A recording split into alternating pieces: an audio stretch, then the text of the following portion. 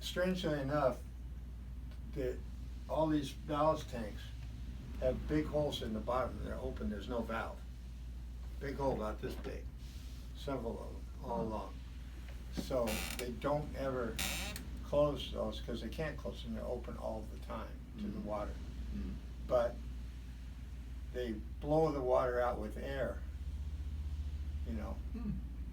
Oh yeah, they blow the tanks. Air pressure. They blow that out and Get rid of the weight. it pulls water out the bottom hole, so they're always open.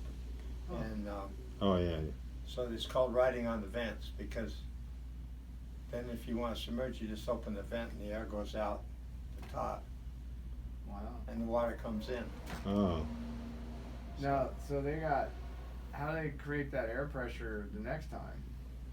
We have air compressors. They have compressors. compressors, yeah. We keep compressed Big tanks. We have 1,000-pound air, but that was more for the torpedoes. They have air tanks all over the place, tons of air. There's a tanks. lot of systems on those. Yeah.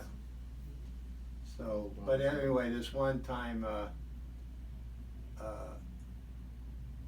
they purposely inactivated some of the controls on the bow and stern planes. They made them, disabled them on purpose, like they were broke down, just to see what this diving officer would do, because there's an officer in charge of diving. Yeah. You got a guy on the bow planes, a guy on the stern planes with these big wheels. And so they disabled these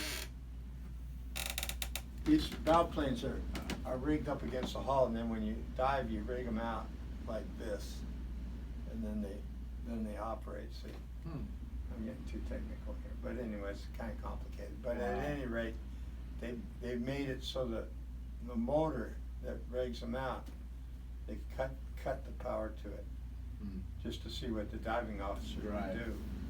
Because there is a system.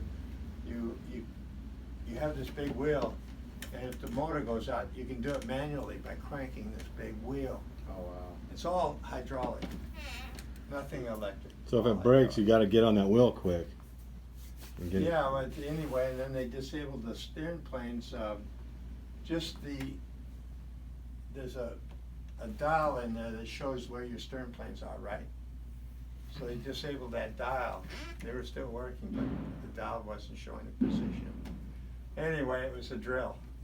But the officer just blew it. He didn't know what to do, and the two guys on bow and stern planes were trainees, basically. So it was a disaster waiting to happen. And we went down like this. You're not supposed to do that. People fell out of their bunks. I had a pair of shoes on my bunk, and they disappeared. Found them about a month later, about 30, 40 feet up. So it's not like the boat couldn't take it. It's just that all kinds of bad things can happen inside. Yeah, you're pitched down. Yeah.